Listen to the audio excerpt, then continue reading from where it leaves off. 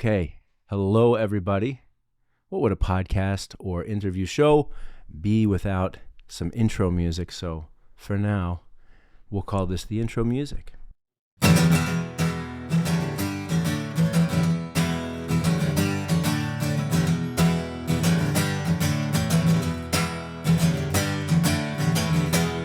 Let the show begin. Keith, good morning. Good morning. How are you? Fantastic. Good. I want to say it's been a real pleasure to be able to spend time with you over the last few days. Likewise.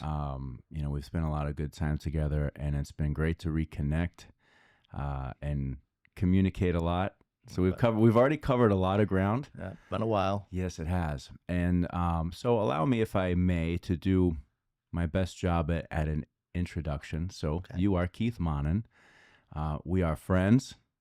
I would say close to family, if not Yep. family. No doubt. We've known each other for probably 15 years, and we met as a result of, your relationship with my dad. Absolutely. And he put us together many years ago, and we've stayed in touch ever since. Yes.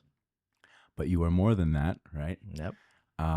Keith, you've had a long and successful career in the retail car business, from starting your career working in body shops to running stores, running groups, running big groups all Correct. around the country, Yep. and currently also building your own company, Monnin Management, where you'll be helping dealers in a number of capacities. So with that in mind, I thought it would be an interesting way to start by asking you, in all the years that you've been running dealers and running dealerships and dealership groups, you've had a lot of success.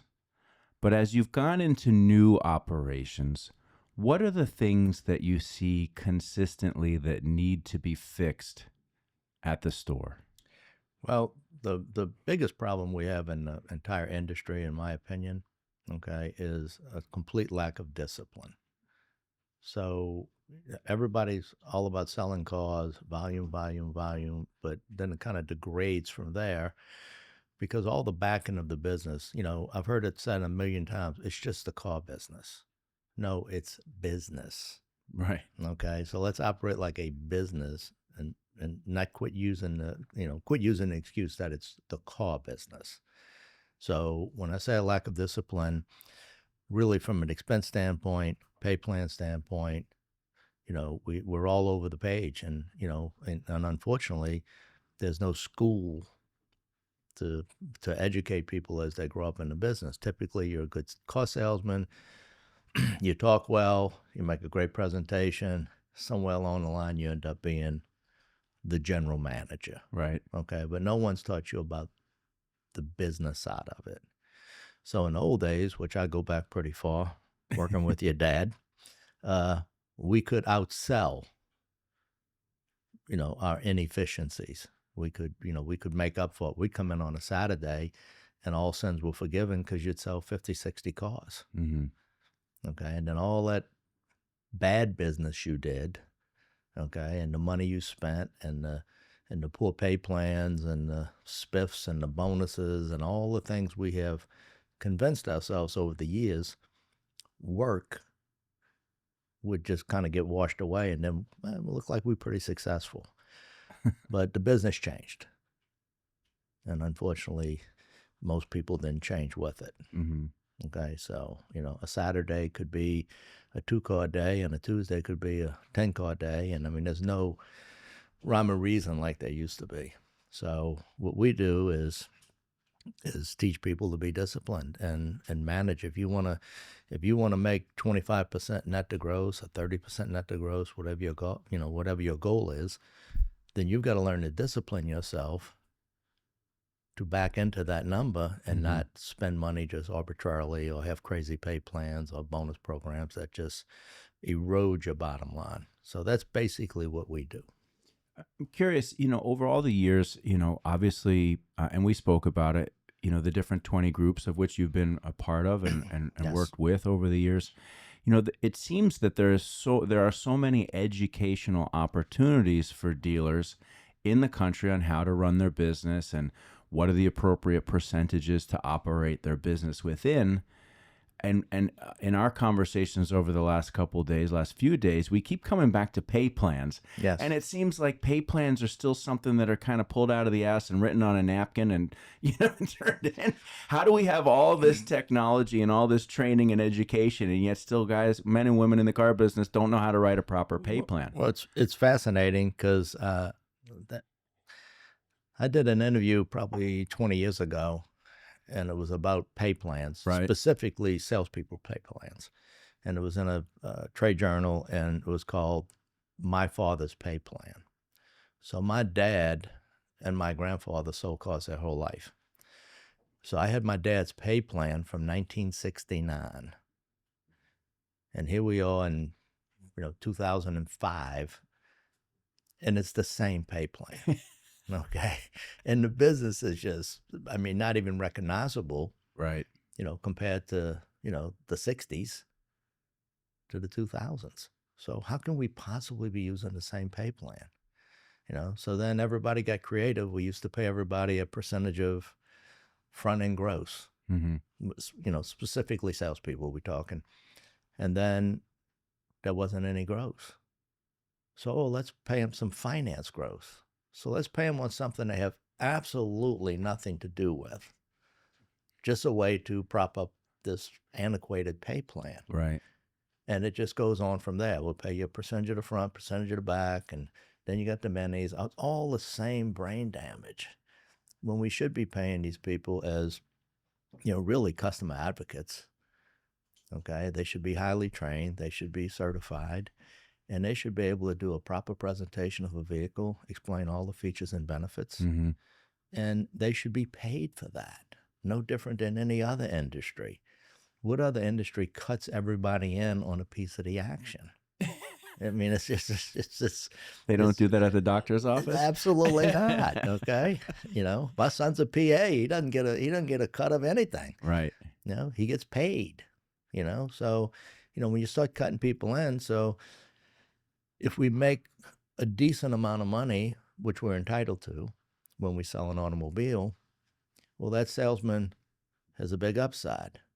But if we lose a lot of money, well, we still have to give him the mini. Right. We still have to.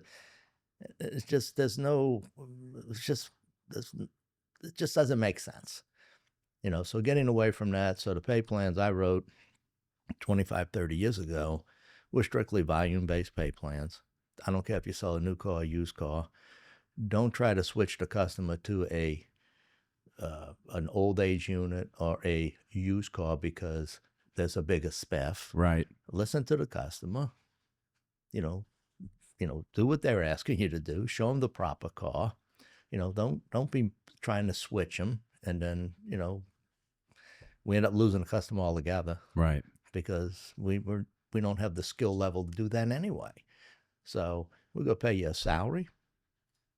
Okay, we'll pay you a weekly salary, a living wage, and we're going to pay you a bonus every time you sell an automobile. And we're going to stair step that bonus.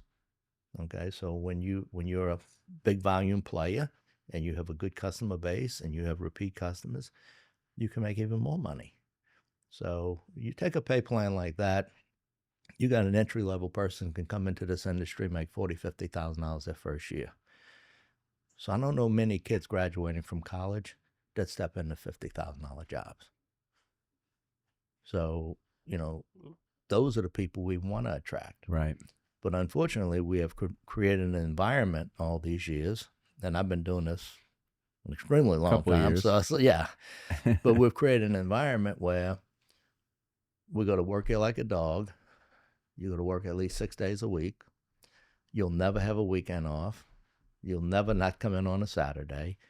You go to work basically every holiday. Okay, and we're going to give you a pay plan that you really truly don't understand. So welcome aboard. It's funny. It's not funny, but that mentality as well too goes back so long, right? the business 20, 30, 40 years ago, there was the people getting into the business were different in the sense there was a pure motivation for money. I mean, let's It be was money driven. it was money driven. Absolutely. And so anybody who got into the retail car business was doing it because it was a better financial opportunity for them Exactly. than what was available in other areas. Again, nothing wrong with that. And that environment created that, let's work 5, 6, 7 days a week, bell to bell, and you're just Yes. going like a maniac. Yeah. It was always a job of last resort. So there's nobody in high school or college right now getting ready to graduate that are saying, I can't wait to go sell cars. I can't wait to go be a car salesman. But it's actually a great business. It's so fun. Yeah, it's fun. It's lucrative, and if you do it right, you can feel good about yourself because you're doing it honestly. Right. And like any other business, but the car business has always had that stigma. Okay, and we attract people who are comfortable with not being with their family, or they're running away from bill collectors, or they're going from state to state because the police are after them. I mean, that's who we attract because the people my children's age don't want that life. Right. They want a balanced life. Yeah. Do they want to make a lot of money? Of course. They want to make a good living, but they want to have that balance to where and we talked about that the other night about having some sort of balance. Yes. To where you have the best of both worlds. Okay. But we don't create that environment. And that's why the turnover is astronomical in the car business at every level. Mm-hmm. At every level, whether it's managers, whether it's salespeople, other than the business office, the turnover is, I don't know for a fact, but I guarantee it's the highest in any industry. Well, it's always been that way. You've got a high pressure situation, right? Almost always. Yes. And the grass is always greener, right? Yes. And it's just it doesn't ever seem that there's a lot of time, even into high level executive positions, Exactly. where there's a mentality of let's really nurture this person and let's really bring them along. I'm not saying it doesn't exist, but it doesn't exist seemingly as much as it should, based on the cost, the sheer cost of Yep. right, bringing in anybody from the bottom to the top. That person succeeds or not succeeds, and it's like, okay, we blow them out or move them on, and now we're going to try something different. Exactly. It's it's the flavor of the day. Right. So you hire some young person who's coming to you because he can't get a job, okay, to sell cars. Right. You give him zero training, or her, zero training, Right. zero support. You throw him in this snake pit with all these people that don't want him there because they're competition. Right. Okay. And they're telling him, hey, this is a terrible place to be. And I mean, just everything is so negative. And then we're shocked that one day they don't show back up. It's like, where's Chris? Well, he never showed up. Well, you think we should maybe check on him? But it's just because it's always been that meat grinder mentality. Right. To just, bring them in. I mean, you have sales recruiters that go out there and charge people $500 to train them and then place them in a dealership. And I mean, they're not really trained. Rarely do they succeed. And they really don't have $500. So it's a lose-lose all the way around. Right. So I've always promoted, a quality environment, treat your people right, pay them a living wage, give them an opportunity to make as much money as they would like to, Mm-hmm. but give them that comfort level, give them a humane schedule. So when I was working in Boston, the owner and I were very close, and that's what we talked about. Can we get a humane schedule? Okay. Not 70, 80 hours a week. Not, hey, you have every other Saturday off. Right. So you can go see your kid's ball game, I mean, I grew up in this industry, and one day my 2 children were grown. I never even got to see them grow up, so creating that environment, giving them a pay plan that makes sense. So if you look at a sales pay plan today, which is, pay plans are one of the things I'm very passionate about. Okay, so if you look at a pay plan today, because of all the legal ramifications that have happened in the past, it might be 20 pages long because the attorneys had to rewrite it so that there's no ambiguity, there's no confusion on exactly how you're getting paid. What is front end gross? So now we got to take 10 pages of legalese to define to define it, right? Because there's been lawsuits saying, well, what about the pack? What about this? What about this? What about the reconditioning? What about, you know, so you give somebody that. I mean, but if I tell you, I'm going to pay you a salary every week, and for every car you sell, I'm going to give you $250. And when you hit the 10th car, I'm going to bump that to $400 a car, retro back to the first car. Well, anybody can understand that.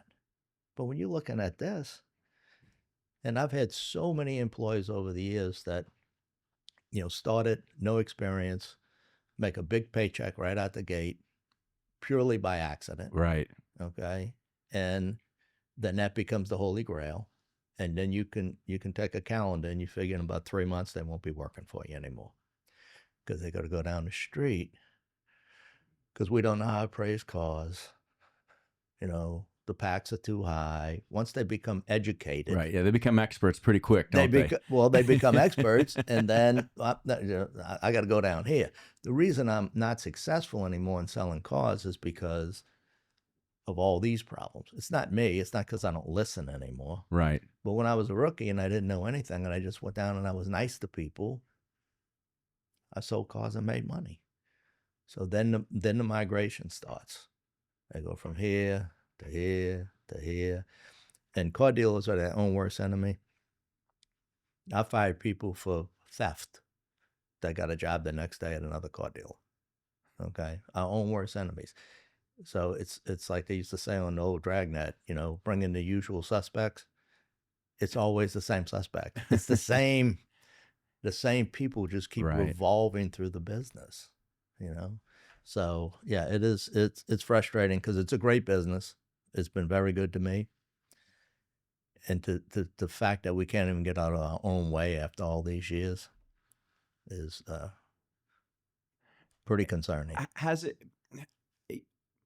Has it changed any? I mean, and I ask from the perspective of, it seems to me that the younger generation of workers coming into the workforce or into the dealership, in many ways, they were the ones that it was almost like the business had to change to respond to, Gen Y or Gen Z, because they just had different motivating factors, right? Before that, people got into the business because they want to make money. And then you enter in a younger generation workforce, their motivations are different. It felt like the business had to change and recognize, okay, not only did the business need to change, but it was also recognizing this next wave of workers coming in, they're not motivated by the same stuff, right? No, absolutely not. But now that we've been through that and those people are now working in the dealerships, is it still the same at the store level? Pretty much. Yeah, pretty much. I mean, you see it, when you go visit your clients. Yes. It's the same mentality. It's the same, if we could create that environment that those kids want to be in. Right. My daughter worked for me in the BDC way back when she was in college, and she was actually pretty good at it.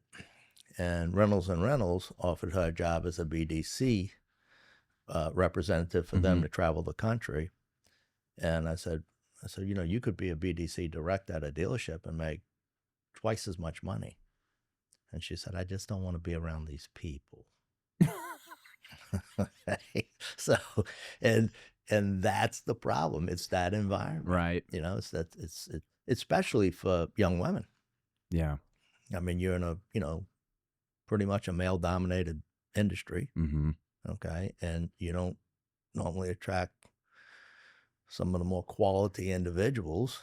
I mean, so do you want your daughter working in that environment? It can be a little bit rough and tumble, no doubt about it. No question. Yeah. No question. But to answer your question, has it changed? Not really. I asked that question, and even as I asked it, I knew the answer, because it's been my experience as well too. And from being a service provider on the marketing side of the business, and watching over the last 20 years everything change, right? We went from radio, television, newspaper, direct Newspaper was mail, the bomb. right? Like Yeah. that was the thing. And then we have all this digital, and of course that's the way it is, and it's fine. It works. And at the same time, when you get to the store, my experience with working with stores is, particularly over the last few years, everybody's still trying to grab that one. What's the one new thing? Oh, and it's whether it was a digital marketing avenue, or whether it's OTT or online video or social media, all these things that are now part of the daily existence of marketing a car dealership. And now we're moving into AI. All of these things are happening, and at the same time, the situation in the dealership still feels very much the same, right? It goes to that lack of discipline. Yeah. Okay. So if you have and you and I have done it together, okay, where we've laid out a budget, Sure, and a game plan, okay, but rarely does that happen. Okay. It's pretty much, hey, business is slow. Let's throw some money at it. Mm-hmm. Okay. And you and I both know to be effective, the message has to be continuous. It needs to be the same message. I mean, you can't, Yeah, there's no snake oil out there that you'd say, hey, we need to close the month strong. Back in the old days, we would say, call the newspaper, and we're going to run Friday, Saturday, and Sunday, and we're going to run double truck ads, and yeah, let's get it out there, right. You and have the then Saturday meeting, you show that, everybody's fine. Oh, we're killing it. And then we would accidentally sell some cars, and then everybody would say it's because of the ad, and it had nothing to do with it. I mean, it had absolutely nothing to do with it. But we would convince ourselves. And that's the thing. We're our own worst enemy. We don't plan. It's pretty much seat of your pants. And unfortunately, in a lot of cases, the people that are in control, that run the operations, have never really been truly taught. Okay. It's not their fault. Mm-hmm. They just were really good salespeople. Right.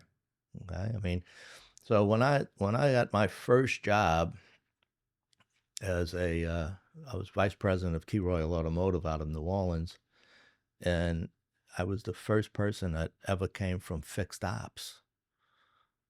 Okay, same thing with Group 1 Automotive. When I went to work with them, I was the regional fixed ops director for the Southeast, which lasted about 3 months, and then I became the COO of North Florida. And they would literally roll me out in front of the service people and parts people and all as, this guy came from the body shop business, and now he's running the company. Okay, but when you look at the back end of the business and compare it to the variable or the sales part of the business, the back end is much more disciplined. I'm not saying they do everything right, but much more disciplined. Okay, we don't put a bonus out every morning on who writes the first repair order. But we damn sure do it in the sales meeting, and somebody accidentally sells a car and they get a bonus. It has nothing to do with anything. Okay. We don't just throw money at advertising and expect it to be some sort of magic dust that changes the entire month. So it's much more disciplined, much more expense control oriented side of the business. Coming from the back end, you're talking Coming about. from the Right. back end. Mm-hmm. Okay. And I've been fortunate. I've had some very successful companies and dealerships. A good friend of mine was in, just the other day, we did a podcast episode, and he comes from the service side of the businesses. And I asked him this, and I'm going to ask you the same thing. Those of us in and around the business know that a well-run and profitable fixed operation of a dealership carries the weight of the store in many ways. No question. Right? Yet we still are constantly doing the Yahoo, stuff on the front end, and often to the neglect of growing the back end of the dealership, right? Absolutely. How much better could that money be spent truly promoting fixed Right. operations, Right. right? Right. How much better would that be for the business? Definitely the most lucrative part of the business Mm-hmm. is fixed ops. Okay. But I come from a generation to where, especially the body shop, they didn't even want to acknowledge that we even existed. Okay. So you never attended staff meetings, manager meetings. I mean, they might talk to the service manager because they were forced to. Right. But other than that, it was about, when I started in the business in the 70s, it was about selling new cars. Right. Okay. It was all about new cars. And we made a lot of money selling new cars. And then everything else was just, in order for us to sell new cars, we have to have a service department because it's required by the manufacturer. We have to have a parts department. You have to service what you sell. And it was just, we don't, but then it started changing in the late 80s, early 90s to where, sales eroded, competition became much more fierce, and gross eroded. So where the new car department is what carried the whole company as far as profitability, Mm-hmm. actually became a liability. So then we had to figure out where we're going to get the revenue from, and obviously it was fixed ops.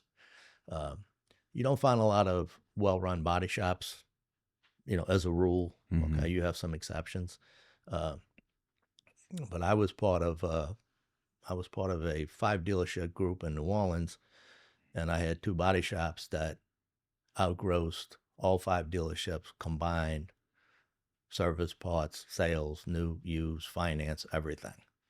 Okay, with 20 employees. So the back end is definitely where the focus needs to be. But again, the people that are in charge Right. don't know anything about the back end.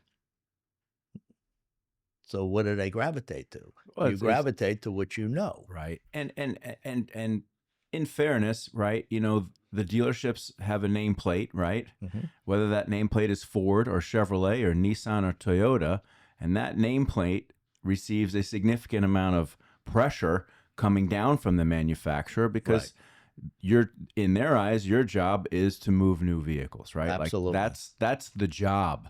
Absolutely. And whatever it takes to do that, that's what needs to be done. And again, it would, it's always seemed to me, and we know it to be true, that job becomes a little bit easier, right? When you have when your fixed operations are carrying the bulk of the weight of the store, you got a good used car operation. Now you're in the position to really make some moves on the new car side because you're not. It's not to say that gross isn't important, but you're not in a nervous situation about front end gross on new vehicles when you've got that much supporting you in the back. Yeah. I mean, there's no shortage of Honda Accords. Okay. I mean, it's a commodity. Right. Okay. So it's a race to the bottom when you go to sell one. Okay. So it's about service. It's about the way you treat people. It's about, bringing them back in and having that service customer for life. Whereas, we just don't do a good job with that. Okay. But if you've got high fixed absorption, right, meaning service, parts, and in the case you have a body shop, okay, if they're covering, let's just use the number 100%, which is a good number. I've had dealerships that had 118, 130% fixed absorption. Ooh. So that means we're going to pay all the bills and we're going to give you change. So does it make it easier to sell that car that Honda Accord or what have you, that's very competitive, right? And you don't make any money, but you make a customer. It's about the trade.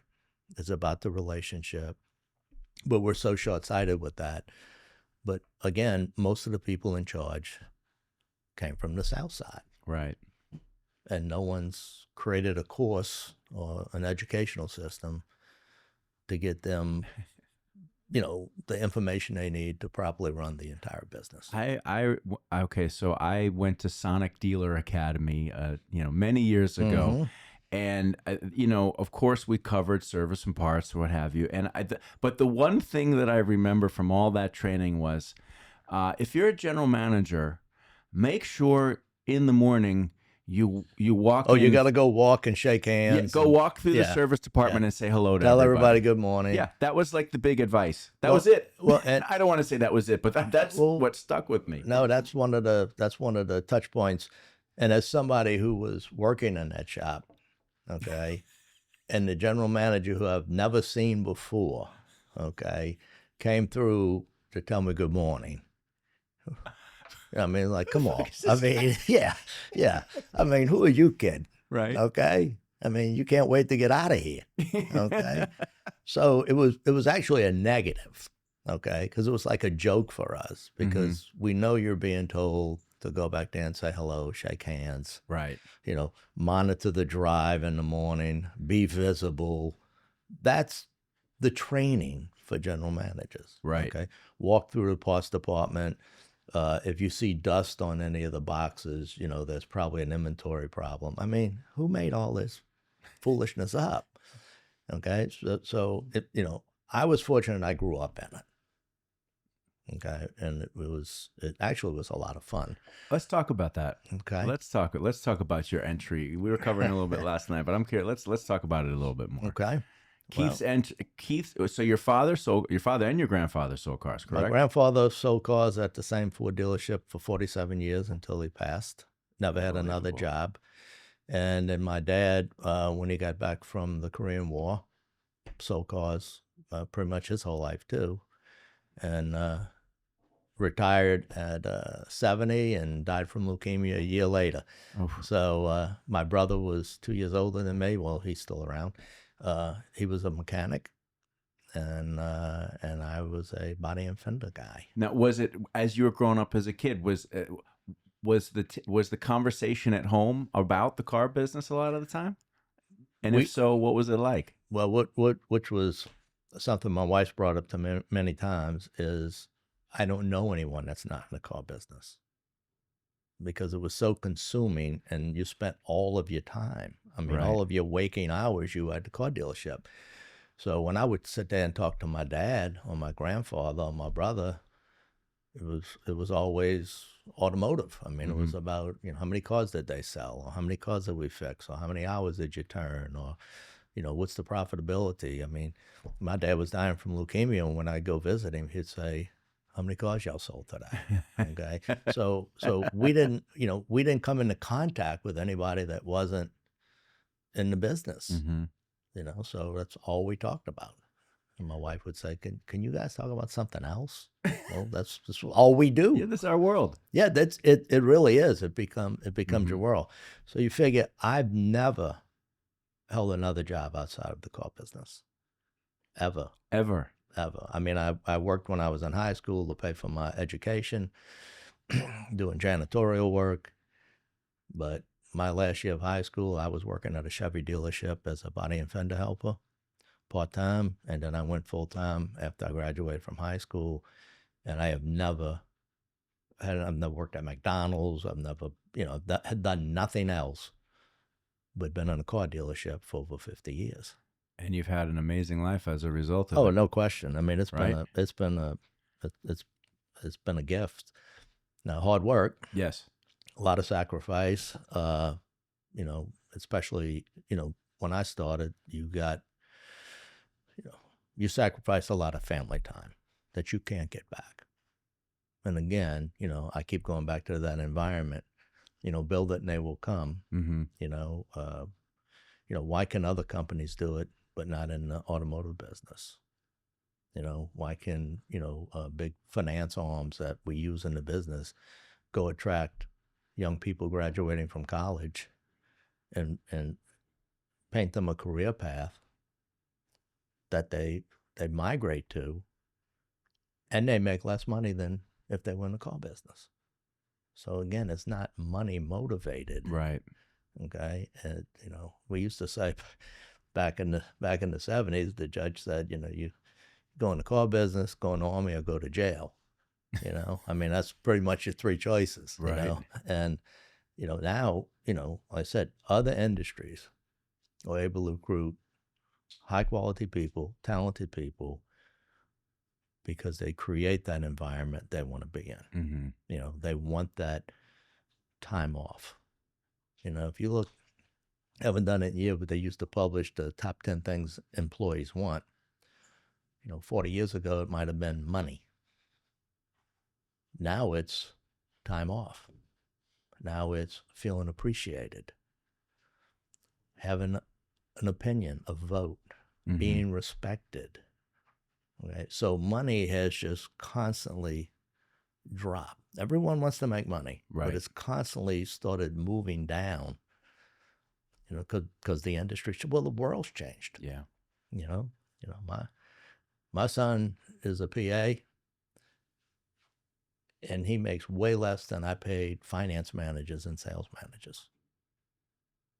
But he has a passion for it, number one, Right. which is important. But it's not money. He didn't get into it because he was money motivated. Got into it because he had a passion for healthcare. And I said, you could make twice as much working for me. Right. He doesn't work Saturdays. He doesn't work Sundays. He doesn't work Labor Day. He doesn't work New Year's Eve. You know, I mean, you know, he chose the life he wanted. Right. And we should create that environment to attract those people. What was the environment like in the car business in the 70s in New Orleans? Like that to me just sounds like there had to be some serious characters. That was, yeah, most of it I can't repeat. I understand. Yes, not for public consumption, Understood. that's for sure.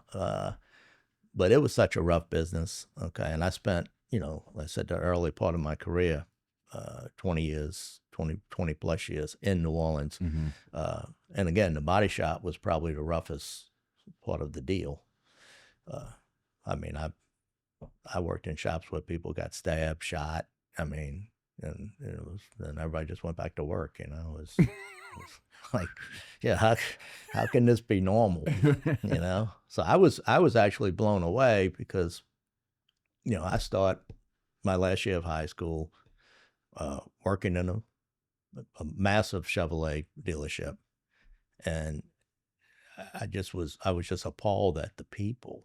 I mean, the way, you know, drinking on the job. I mean, you know, then drinking, you know, turned into drugs, but it was accepted. Nobody drug tested. Nobody. I mean, it was just wild. It was just wild. It Mm-hmm. was just, you know, anything goes.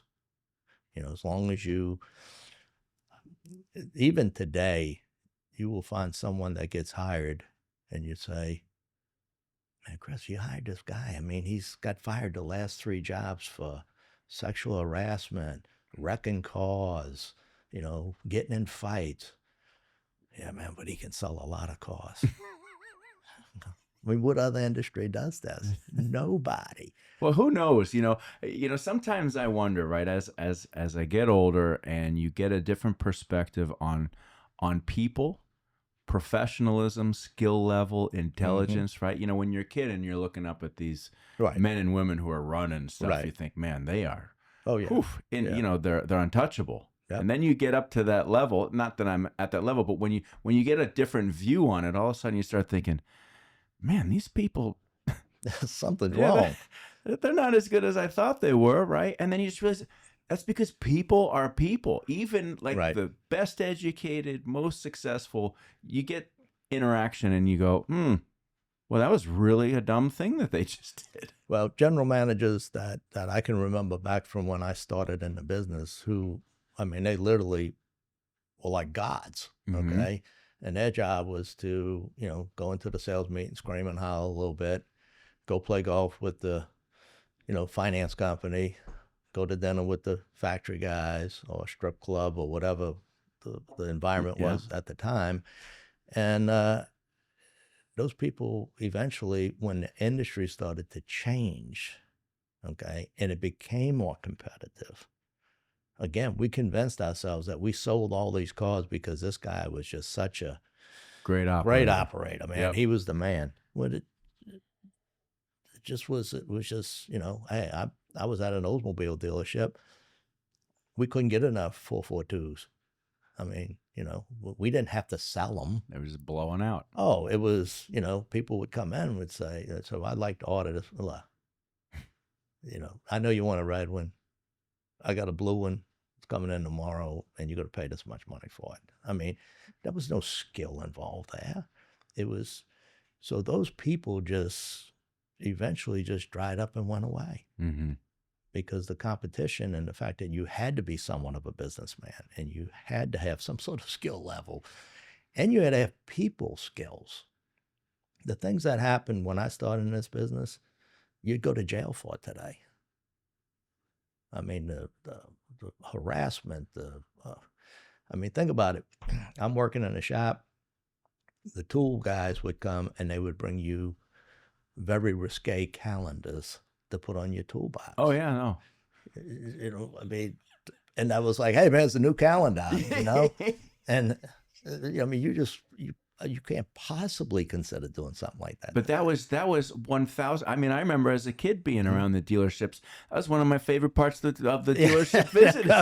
Go look at the calendars. Absolutely. When it's like, let's walk through the service department, and you see all the techs, and they got all that. You're like, oh yeah, this is great. This is great. No, you couldn't in a million years get away with that now, right? The things that didn't happen in sales meetings and the things that was said, and it was never right. It was never right. It was just kind of the way the world was. And those people eventually, they said, we don't have those issues. Well, believe it or not, we still have those issues. I'm sure, yeah, it hasn't vanished. Yeah. Somebody always does something. I have some very good friends at Fish and Phillips law firm. They're the largest labor attorneys in the world, actually. And we talk all the time. I do some consulting for them, and they're like, "Can you believe this?" Yes, I can believe it. I mean, there's one of those guys still out there that's going to do something that you just. Would you tell your mother you did this? I mean, well, they can't help themselves. I was working in the dealership, between 20 and 25 years ago. I did a 5-year stint in retail automotive, and I worked at a big Ford store, and it was wild. It was fun, right? And at that time in my life, it was like, wow, this is great. Every weekend was a huge weekend. You're selling 50, 60, 70 cars on a Saturday. Throwing money out, bonuses. 4:00 in the afternoon, the sales manager's pulling out the hooch, and everybody's starting to drink, and you're still working till 10, 11, 12 o'clock at night. Then after that, everybody goes out. People make bad decisions. That's why nobody could get a demo anymore because they were constantly wrecking them. And it was... I'm not going to lie. It was super fun. And it was one big party. Yes. And you made a lot of money. Yes. And you didn't even know how you made the money. You just know that you just got this big paycheck. Right. And then you went and blew it and you had a good time and you went and partied. And I guess I never went to college, but I know a lot of guys that went to college and it was one big party. Okay. Yeah. College, I always say, college is there to... It doesn't teach you anything except how to learn, really, right? And socialize, of course. Right. A lot of socializing. A lot of socializing. Much more socializing than learning, I'm sure. But yeah, the dealership world, and it's, I sometimes ask people in the business, is the business still fun? And I do oftentimes get the answer yes, which I'm surprised sometimes because as a reaction to that, the way things were, right? Right. Yes, of course, things had to change, right? But it sometimes feels like it's gotten so analytical and so data-driven and got to look at my spreadsheets and I need to look at the metrics for this and the metrics for that, right? It sometimes feels like it's lost some of the magic, right? And I'm not even talking about the wild behavior. I completely agree. Right. I mean, it's the manufacturer. So you're trying to serve several different masters. So if you work for an owner or a public company, for instance, you're trying to satisfy their needs, hit the budget, get these numbers, get the profitability. But then you have the manufacturer who's saying, you need to do this. This is your volume. This is your market penetration. It's all about share, and you're getting beat up with them. Okay. And then you're trying to deal with your employees. So you're pulled in every direction. Okay. And everybody has a different want and need. The factory's saying, If you don't have a new facility, we're not going to give you all your money. If your CSI isn't where we want it, we're not, even though we know that in my opinion, every CSI system is flawed. Hugely flawed. Okay. It's arbitrary. You know how many customers tell us, if you don't give me something for free, I'm going to give you a bad survey? A lot. A lot. Yeah. I mean, that's just commonplace. Right. Okay. So you're being held hostage by the customers. You're being held hostage by the manufacturer. You're being held hostage by whoever you're working for. And you're in the middle. And you can be today's hero and get fired tomorrow. Okay. So there's no, I mean, how often do you see the people you've dealt with that are in that position for an extended period of time? Not often. Right. Not often. And then, 5 years, then they're down here and they call you, hey, Chris, I'm over here now. Well, Yes. what happened? Well, it's just that constant, everything's constantly in flux. What I can tell you is definitely not fun. Okay. Because you're under, in senior management, okay, you're under the gun constantly. Right. Okay. And you're dealing with an environment today to where everyone's sensitive. Anything you say can be held against you. So you've got that element you're dealing with. The factory's waiting out the door wanting to see you because you didn't sell this. And, I had General Motors tell me a couple of years ago that one of my dealerships was way below sales penetration. And when we looked at it, it was because we didn't sell enough Corvettes. And I said, well, I don't have any Corvettes. I mean, I will take all you can give me and I can sell them over sticker. Right. So if we had them, we don't even have to sell them. People will just come get them. Right. But you're in here showing me a graph that is only relative because we didn't sell the number of Corvettes you wanted me to sell that you can't provide me with. And then that data goes to whoever you're working for, and then they call you and they say, Chris, how come we're not hitting our objective? Look how much money you're costing us, Right. And you just kind of give up on even having that conversation because it all sounds like an excuse and it doesn't really matter. It's really it's such a tough balance because you're talking about all this pressure that comes from the manufacturer or the holding companies or wherever it's coming from on the operator of the store. And as the operator of the store, you're responsible for the results. And we're in a day and age right now. In the old days, right? That operator just goes into beast mode and just goes nuts. Oh yeah, goes crazy. He throws some phones at people. Yeah. Breaks a few windows. He goes ballistic. But again, going back to how we started this conversation, is that individual that is being held to task and is the operator, right, the guy running the business, never been trained in any of this. He's never been trained in HR. He's never been trained in accounting. He knows nothing about fixed ops. He just kind of one day, he was the last guy left standing and he got the job. And they say, go watch Glengarry, Glenn Ross, right? Yeah. Well, and once in this business, once you get the holy grail and you get anointed as a general manager, then you're always a general manager. Right. Okay. They never go back to general sales manager or service manager, something like that. Every job is your general manager. So it's like your 15th general manager job. I mean, what's going on? Yeah, how's that work? But somebody will hire you because, man, he was the general manager over here. Must make him qualified to be the general manager for us. And that's pretty much the mentality. Nobody checks references to this day. I mean, you can fog a mirror, we're going to hire you.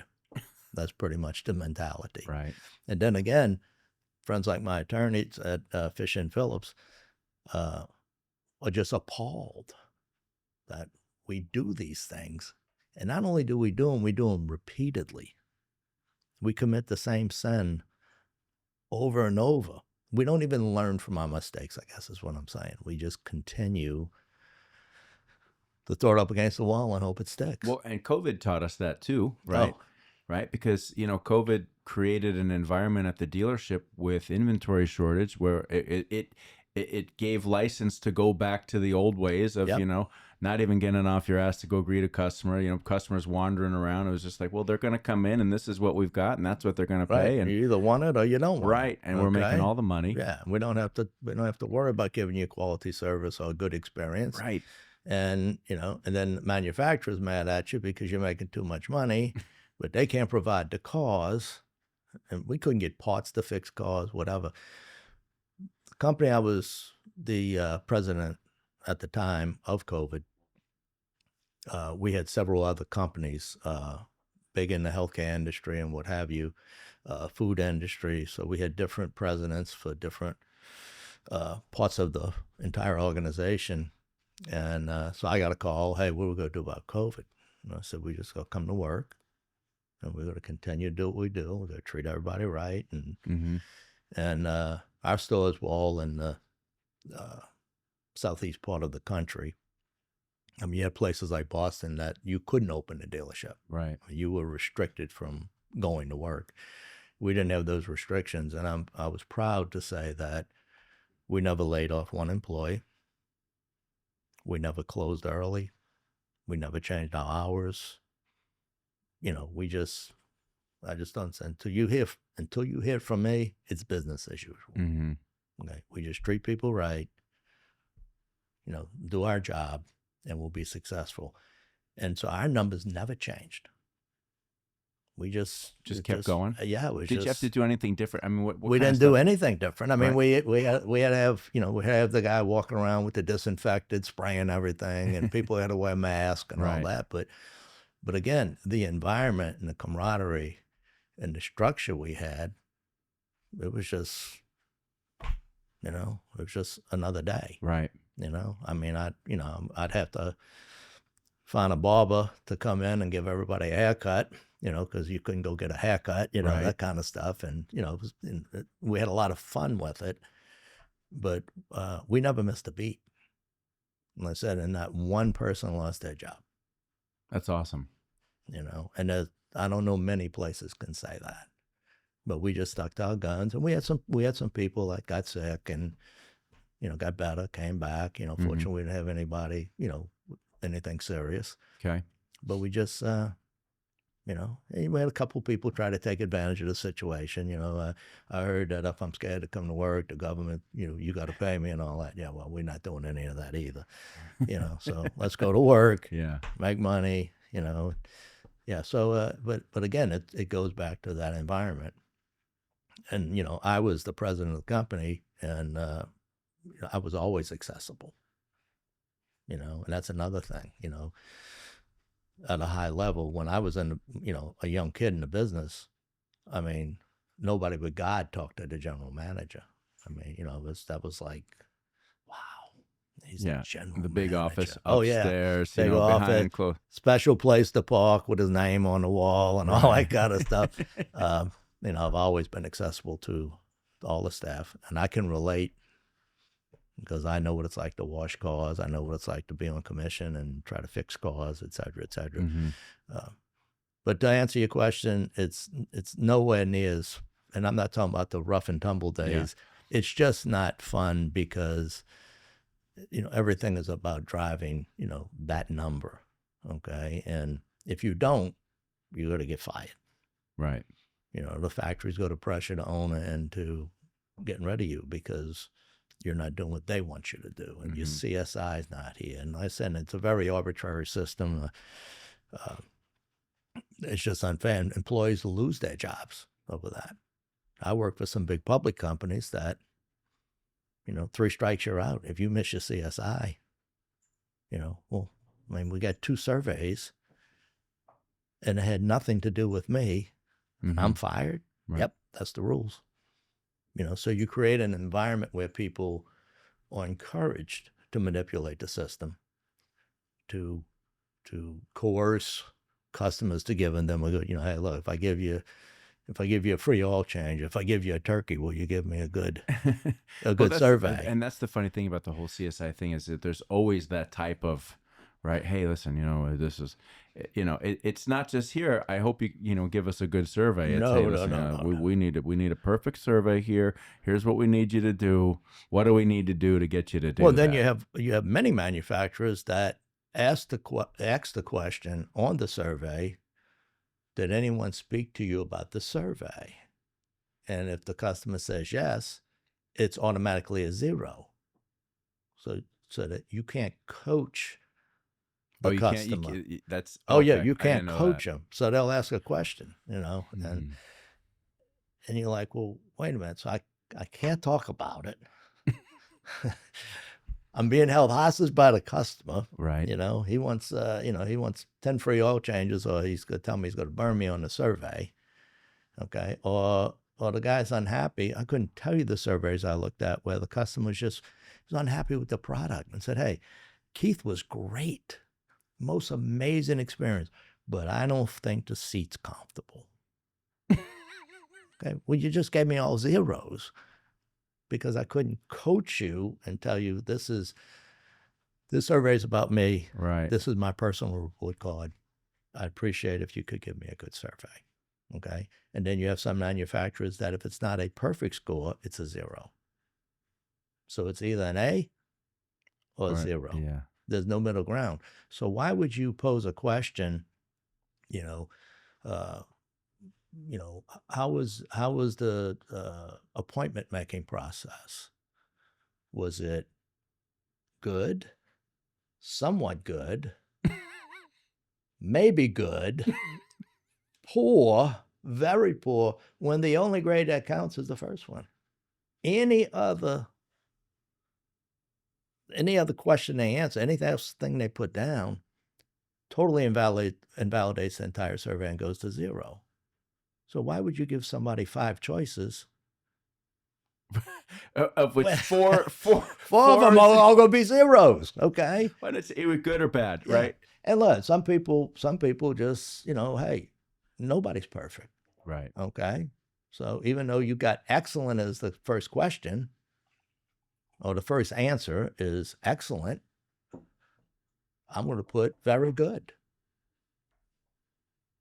Yeah. Oh, now it's a zero. It's crazy. And then we got to bring the individual in and flog them and, beat them and threaten them with their job because the factory has money tied to that. So we're not going to get our bonus this month because Chris got a bad survey. And Chris is like, I did everything I was supposed to. Mm-hmm. Yeah, well, too bad. After all the years in the business, what are your favorite aspects of the business? Like when you think about it, like, what do you love about it? It's crazy to say, in the old days, you couldn't say people because these are people that you would not invite to meet your family. Okay. But I've been blessed the larger part of my career as an operator, president, CEO, whatever the situation was at the time. It really is the people. Okay. And if you treat people well, I mean, Colin Powell said, the day your people quit bringing you their problems is the day you quit leading them. Okay. And that's a pretty powerful quote. Mm-hmm. So my wife would always say, don't you have a moment's peace? Somebody's always calling you. Most of the time it was personal. Most of the time it was, hey, boss, I got a problem with my son. I got a question. Can I ask? Sad in a way that they don't have anyone in their life, right, that they can, like you had and I had. They don't have that. Okay, so you become that individual that they look towards for help, not just at work, but when you create. Of course, you don't want to be everybody's priest either. I mean, right. It's not healthy either. So there's a fine line there. But when you have that relationship, and I've been fortunate enough to have that I have former employees from 30 years ago still call me every year for Christmas. Hey, boss, remember we did this? I mean, I'll never forget, when I came to, so that's the best part of the business. Mm-hmm. That's the part, and then that's the part I miss. Okay, and the part I enjoy. I mean, I was in Fort Lauderdale to see you, and I had 3 former employees call me yesterday. Hey, I'm just checking on you. Hey, I'm not happy here. Wow. Let me talk to you. Right. You got any recommendations? Hey, they just gave me a new pay plan. I want to run it by you. So it makes you feel good that people think enough of you to reach out. Yeah, everybody that I talk to in the business, it's the same thing. It always comes down to the people. That's what I love about it. I love the personalities in the car business. There's just something about the mentality and the energy, right? And the drive. And when I speak to people who, such as yourself, have spent their life in the business and now are working, either building a company or working in a more consultative role, or even myself running a company where everybody's working remotely. Right. Sometimes you go, oh man, it was so nice to be around all those people all the Yeah. time, right? Well, it is. It is. You get the right people. Mm-hmm. It's like marrying the right person, or going to work for the right company, and you get the right people, and you get that. You know, this business creates animosity internally. So we have several different companies working under one roof. We have new cars, we have used cars, we have finance, we have service parts, and in some cases we have body shop. And then we have the business office, or the general office, Mm-hmm. with mostly ladies. But no one has anything in common. Everybody's pulling in a different direction. The used car department doesn't want to put enough money in the trade to make the new car deal because they want to make more money on the, and Yep. it's just this constant. Everybody hates the service department.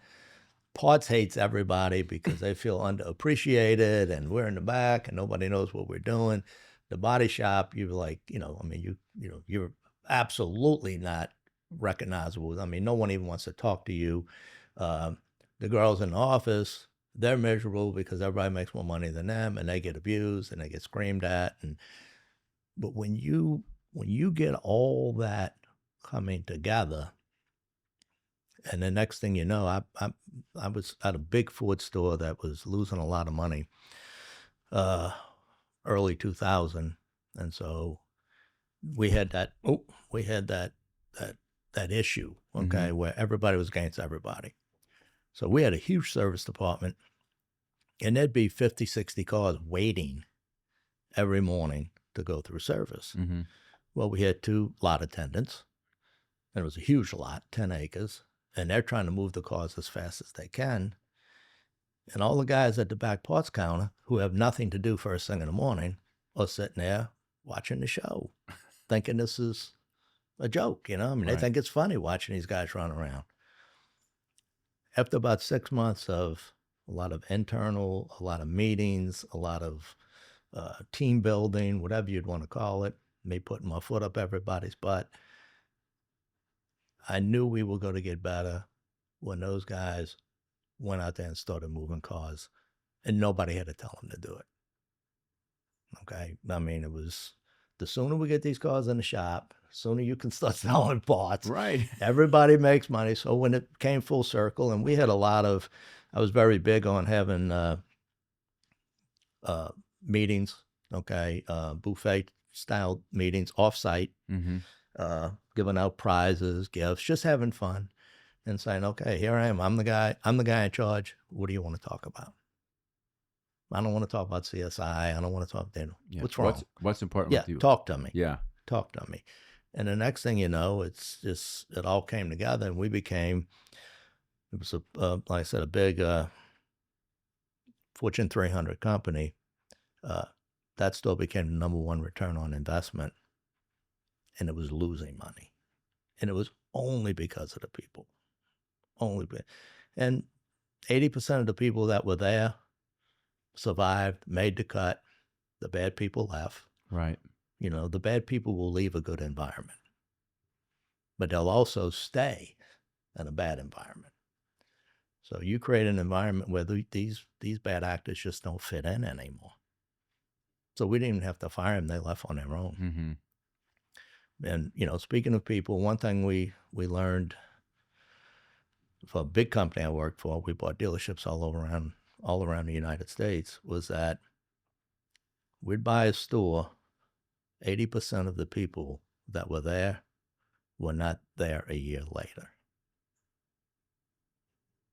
So why are we going through this exercise of trying to keep all these people and going, oh man, I really don't want Chris Herman, but he sells 20 cars, and let's just go in and tell them who we are from day one. These are the non-negotiables. You have to come to work. You have to wear your uniform. You have to have a good attitude. You have to treat one another well. We don't negotiate with any of this. We don't negotiate with terrorists. Okay. So, but we would, everyone was so scared. Yeah, we don't want to lose the Yeah, 30, we don't want to 30 car rock a the month. boat. Yeah, right. Well, there's a reason the place is for sale. Okay. And normally it's because of all these bad people. Right. So let's go in and whatever happens, hey, so I'd have meetings. Here's who we are. Here's what we do. If you can't do these things, leave now. Mm-hmm. And inevitably, 2, 3, 4 people would get up and leave. And I would say, thank you. You've saved us all a lot of grief. Thank you for going now. Okay. And that's how you create that environment. You have to come in up front. Hey, I'm always going to be honest with you. Mm-hmm. I'm not going to hide anything. You realize so many dealers, you'll talk to the general manager and he doesn't even get a financial statement, but yet he's responsible for the results. Or the service manager, he gets a little cutout or an Excel spreadsheet with his numbers on it. What are you trying to hide? So I had financial statement meetings with every department head, everyone in the same room at the same time. Because I want you to become a student of the business. You might be the parts manager, but I want you to understand what's happening in finance. I don't want you to be a finance manager. Right. I don't want you to be a sales manager, but I want you to have some common ground, okay, on how all this comes together. And when you do that, these department heads feel better about themselves. They build some camaraderie. They're willing to help one another. And that's how you become famous. Mm-hmm. So in your current capacity, what are the things that you really still want to help dealers with?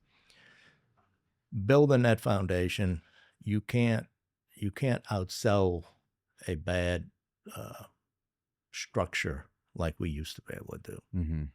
So what we do is we build that foundation. We build that template, okay, heavy on expense control, heavy on, a lot of legal things. Pay plans are written poorly, you end up in court, or you got an employee that doesn't understand it.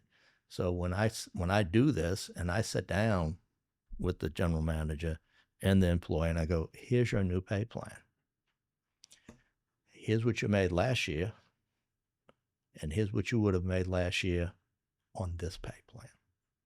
I'm going to save you all the work, Chris, because I know you got to go, as soon as you walk out of here, you got to go figure out, because you figure I'm reducing your income or I'm penciling you or whatever the phrase is today. Right.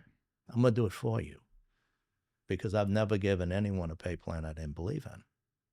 So I can look you right in the eyes. I'm going to show you the numbers and I'm going to show you the opportunity where you'll make more money. Okay. So doing those type of things and educating these people that I have long-term relationships with now. Mm-hmm. I've done a lot of business in New Hampshire, New Jersey, Virginia, all over the country. And the good ones, the people that want to be successful, you talk to them on a regular basis. The guys that have something to hide or feel threatened. Right. Well, I can't fix everybody. So, but that's the best part of the business is taking, what I had to learn the hard way and let me help you and let me show you what I would do. Doesn't mean I'm always right, but I've been pretty successful. Yes, you have, man. Yes, you have. And it's great to look across at you right now. And I know you're going to continue doing great, bringing a lot to the dealerships that you have the opportunity to work with. And I would encourage anybody to reach out to you. I appreciate that.